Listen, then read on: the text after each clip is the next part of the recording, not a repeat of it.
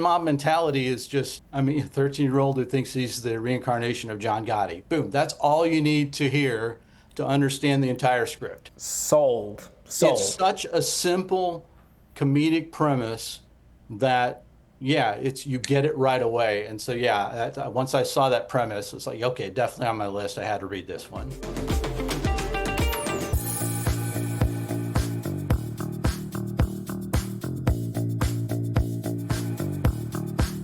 Hello, Kinolimers. Welcome. We're here with three special guests today. We have Cindy, Steven, and Paul, some of our top forum avid readers from the Script to Screen 2.0 competition that just ended. We're here to talk about mob mentality, screenwriting, Kinolime, all things. So let's welcome today on the Kinolime podcast.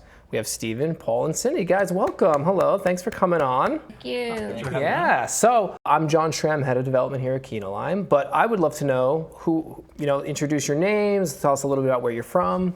And we'll start maybe with Cindy, if that's okay. My name's Cindy, obviously. I'm from St. John, New Brunswick, Canada. Grandmother, animal activist. I love to write. I write poetry. I write supernatural, otherworldly.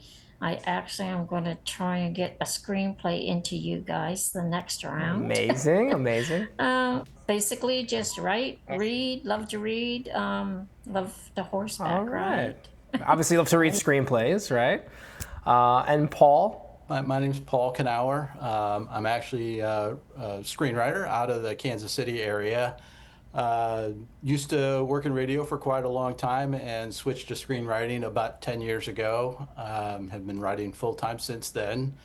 So started with sitcom scripts and then transitioned into features. So basically I write absurdist comedies and thriller with some horror features also in my portfolio. So love to write, love to talk about screenwriting, and found Kinolime last year and really was excited to get into the group of scripts. This year it's just so I started reading, started on the treatments and just seeing the level of the treatments that were involved in the competition. As a screenwriter, I was like super excited about the ideas that I was seeing. So yeah, really happy to be here today and happy to contribute in any way that I possibly can to the great work that you guys are doing. So thank you. Oh, thank you. And Steve? Nice to see you again. Steve Rosso.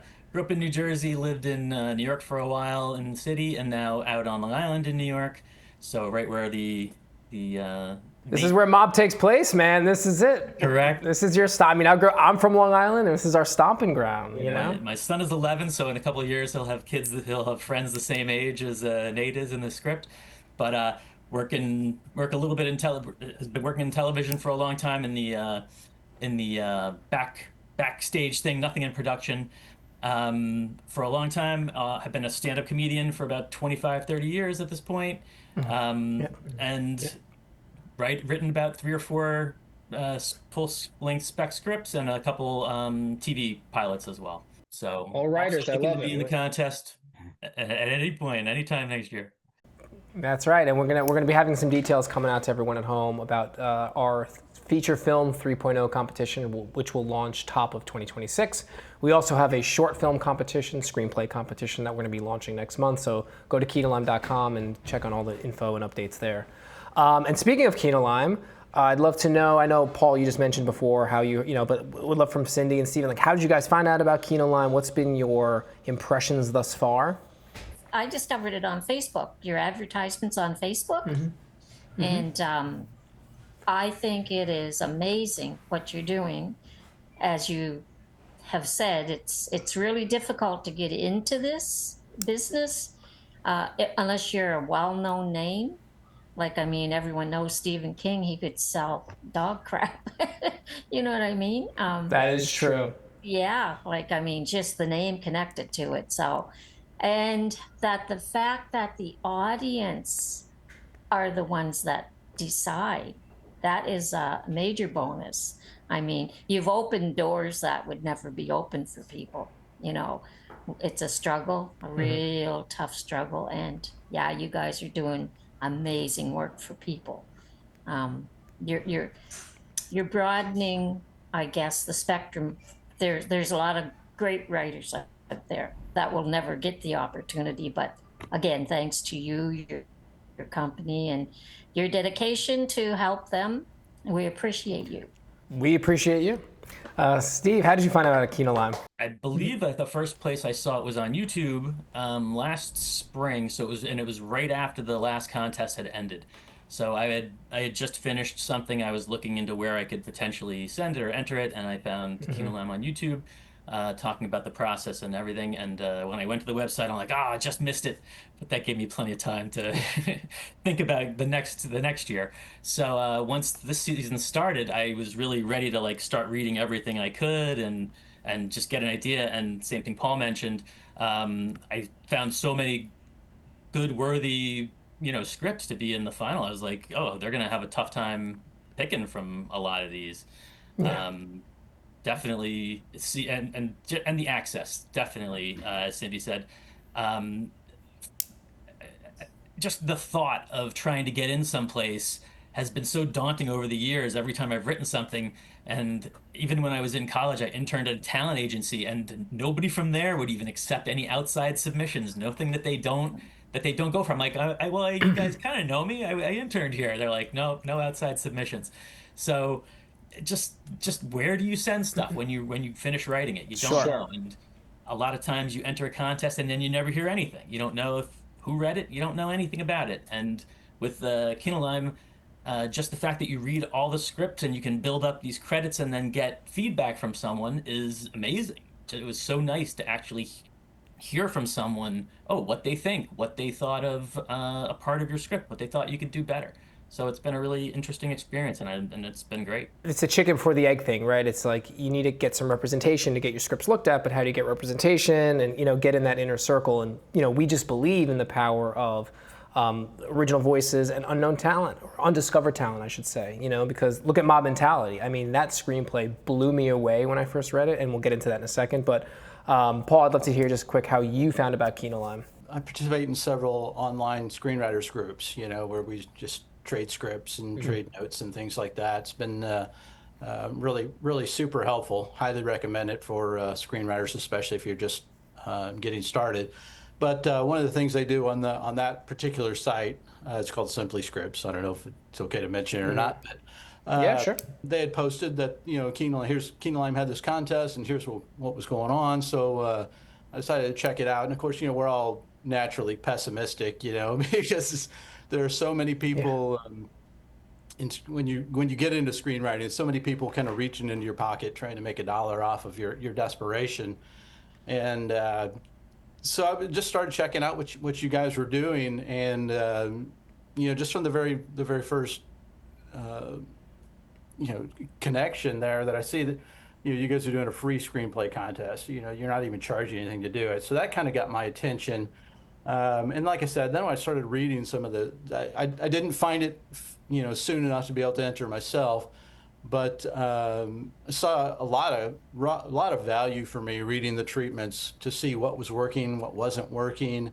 And then once I got into the scripts, I think as a screenwriter, you should always be reading scripts anyway. Great way to learn. We just had Fred LeBeau on. He wrote While You Were Sleeping, so that's going to drop soon. You can check it out. And besides being a big Hollywood writer, taught NYU and other universities. His first advice to me when I met him was to read screenplays. Right, watch movies and read the screenplay in front of you while you're watching the movie to see the difference. And so I'm glad you really hopped on to that value add of reading the screenplays on the forum and through the website to learn about writing and seeing what other people do. It is. It's a great tool just for learning. And then when I realized I was earning Kinolimes for it, and then I could see what I could get for the Kinolimes, I just told Mira before. I think that's kind of one of the hidden secrets. And I'm trying to tell as many screenwriters as I possibly can, because I think Steve kind of touched on it just a little bit. But the ability to earn Kinolimes just for what you should be reading anyway, and then to get coverage service for it. So just for reading 6 treatment, I'm going to sound like a salesperson here, but I really love it. Just for reading treatments and 6 scripts, I was able to earn enough Kinolimes to get your enhanced coverage service. And I don't know if a lot of people that are reading on the website know about that, but I hope that the people watching this can discover that, because it's a tremendous value to be able to convert your time. And like I said, something you should be doing anyway into coverage or a call with an executive. I know. Go read, and we're gonna read your screenplay and give you notes. Like, you read, we read. You know, it's a no-brainer. And speaking of reading, right? Let's talk about our favorite my favorite screenplay, arguably. I don't want to discredit everyone else, but Mob really got to me. Like, I laughed just because growing up, I went to school with those type of kids. Steve's from that hood, but. Let's talk about Mob Mentality. So what initially drew y'all into picking that screenplay to read during the competition? Was it during the final 3, during the top 26? What drew you into Mob? For me, it was one of the first ones that I read, and it came off of the treatment. There were several of the scripts that the central idea just popped out of the treatments. Decomposer was, really your final 3 for sure. All of the central ideas were just like, obvious hooks that you were like, man, I wish I would have thought of that. Great premise.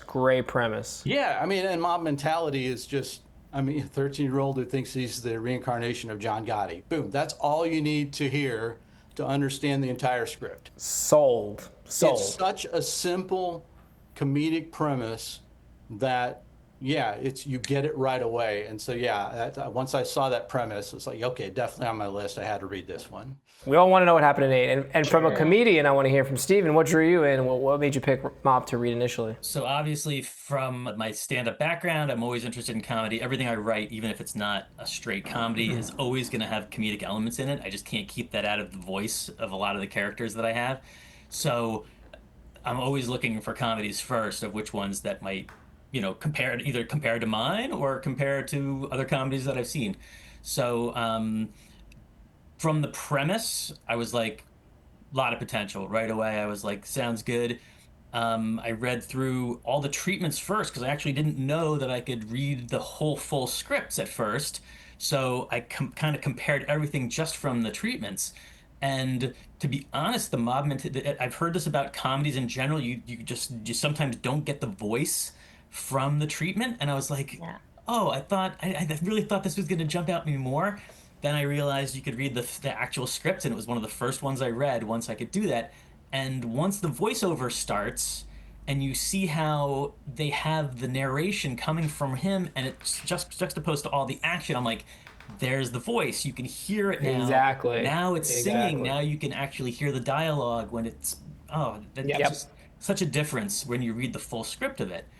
So, yeah, totally. Once the premise had hooked me in, I was like, oh, I really want to know more about it. Then the full script really got me, where the treatment was like, okay, I don't quite get it. It's tough. Treatment writing is an art, like the late, great David Lynch would say. He would say your currency is your screenplay, right? He doesn't do treatments or outline, or, he doesn't do pitch decks. It's like my currency, like, you like my movie? Here's the screenplay. That's the blueprint. We put a lot of time in. But the treatment, I get, but yes, I agree. It's tough to get that voice from a treatment. And from page 1, you just pick it up immediately with the voiceover, him looking at the cement truck and talking about the first time he can kick his dad's ass. I mean, it's just, such a hook. What was some of y'all's? It keeps going. Well, it's the consistency of the voice. It's like page 1 to page 104. It's the same tone on every single page all the way through. And with comedy writing, I read a lot of scripts, and I see with comedies, it's so difficult for writers to keep that consistent tone and that consistent feel from one page to the next, from one scene to the next. This script finds its voice on page 1, and it holds it all the way through 104. And I think that's absolutely one of the strengths of the script. 100%. Couldn't agree more. Very, very consistent. What was some of y'all's favorite scenes or moments from Mob? Like, what was like when you just like, I can't believe he went there. This is great. Cindy, maybe tell us something that stuck out to you from Mob. The lemonade stand, him going around offering protection. The ice cream vendor. Then when he decided to take Pudge under his wing, you know, he's seen the value in Pudge. Yeah, Pudge is fun. Yeah, Pudge is fun. yeah. And I think too, when the scar on the neck was revealed to the daughter, it was like, Yeah. now she That had a big knows. emotional hook. Yeah, that had a Yes, big emotional now hook. I She know. knows, yes, yeah. It's not just a comedy that just is like joke after joke. It had like depth, reincarnation, family themes. I mean, it was really well done in that regard. Steven, what about you? The first couple scenes where you're just being introduced to the world is perfect. Like it's the right tone, it's the right setup. It's like everything is there so that you know exactly what's coming in the rest of the script. Not action wise, but tone wise, and you just they set the stage for the whole thing. And I think that's a great, before you head on, I think for our listeners at home, I think that's a great lesson to learn, is to grip your reader early on. Like the writer here at Mob, if you read the first 5-10 pages, you get it. You get the character, you get what's going on, you get the world, everything. And this script in particular does such a fantastic job of roping you in very early. So read the first 5-10 pages of Mob, tell us what you think. Sorry, Steven, continue. Anytime there's a lesson that I can throw out to the writers, I love to just chime in. So then a little further in the first third, also when he first meets Pudge in the new school, he defends him. He takes a beating. He just keeps coming back for more. Like that whole scene was really good. And then he's laughing and smiling, and the teachers come up. What happened? Nothing. What do you think? Nothing happened. What are you talking about? Exactly. I ain't no rat. And, I ain't no he's not rat. going to say anything. Right. Yeah. And Paul, what about you? Yeah, no, Steve, that's a great scene to point out, because that's such a good script moment right there. When you really start to understand Nate and how he thinks, you know, that moment that he just taking it on the chin for this kid that he barely even knows. He's just basically met in this moment. It's a great character moment. And I really do think that it sets up that whole relationship between Nate and Pudge that I think is going to carry the entire project. That those two working together, you know, through the whole movie is going to be, I think, one of the touch points that people are really going to be able to hold on to and watch the two of them interact, because it really is. Eric does a great job of setting up that relationship and then carrying it through, you know, different relationship points and testing that relationship and then eventually breaking that relationship. And yeah, anything related with Nate and Pudge is the strength of the script. With the relationship with his parents too, like to me, Yeah. that dichotomy of his tradition, like the tradition of his family, then versus his new thing also. But the Pudge relationship is definitely huge. Yeah, and I thought another great moment was right at the end of Act One, turning into Act Two, where he gets the confirmation from the medium, who's basically, you know, oh yeah, you are John Gotti. I thought that was a great screenwriter's moment right there, because Eric was basically giving us permission to buy into this central premise, and now here we go. Now we're going to run with the rest of the story from here. And then as Cindy was saying, going straight from that moment then almost immediately into all of the John Gotti type actions with the lemonade stand and the ice cream truck.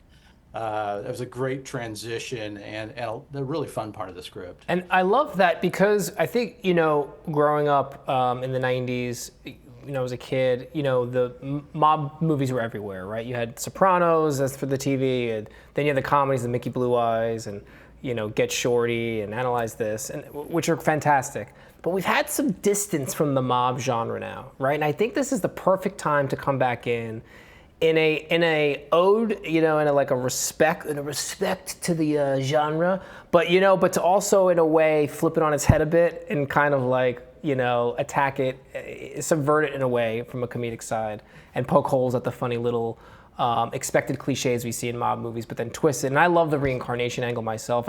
I've done a past life regression before. I'm really knee deep in that. So when I saw the combination of like mob and reincarnation, like I was hooked.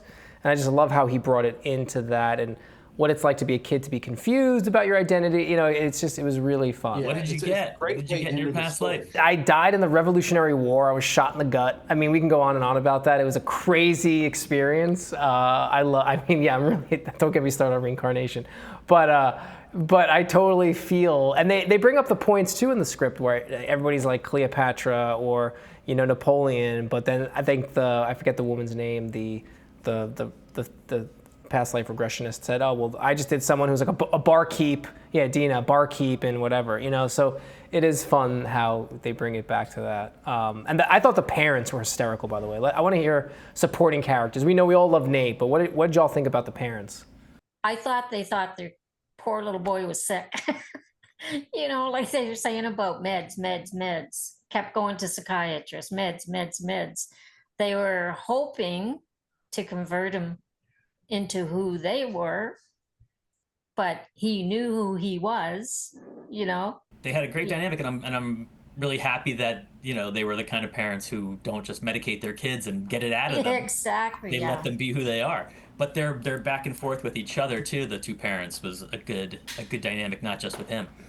Yes. Yeah. It was great to see them struggle a little bit too, but not in such an overt way. You know what I mean? It was like they were supportive in that fun comedic way, but you could also see their struggle with this whole premise around their son and what he thinks. So I thought it was a really good way to set it up to be able to mine so much comedy out of it by making them that supportive, but as any parent would be, is like, is my son crazy? Yeah. What's going on? Yeah. No, it's super funny, and they were supportive and loving, and it's kind of I love that. It was they had the right blend of comedy. They felt a little caricature-ish, but in the best way. They also felt real, which I love. You could feel their struggle though too, right? I mean, Sure.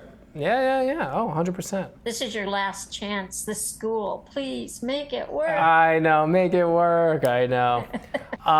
Well, we just wanted to say thank you so much from here at Kinolime for the three of you, amongst many hundreds and thousands of others who have been voting and reading. That you're so dedicated to Kinolime and what we're doing, and this is our way of like setting a little appreciation. Like, come on the show, talk about story, and we're going to be doing many more of these in the future. And we just wanted to say thank you so much for reading and voting and being avid Kinolimers. It really means a lot to us that you're giving us your time, your knowledge, your creative energies. So thank you so much. thank you. I'm sure what you're doing there's not enough thanks for what you're doing. And I look forward to interacting with you in the forums and all the other screenplays coming out. Like I said, we have our short film competition that we're going to be launching the submission phase next month in August, with the voting starting after that. So we'll look forward to your thoughts on the short films. And then the 3.0 competition starts top of 2026. Everyone home, get your screenplays ready, sharpen those pencils, get your final draft booted up, because it's time to get those screenplays in and start another round of this. And thank you again from everyone here at Kinolime. It means the world to us, and we look forward to hearing from you all soon. Thank you. Thank you you so for much. your time.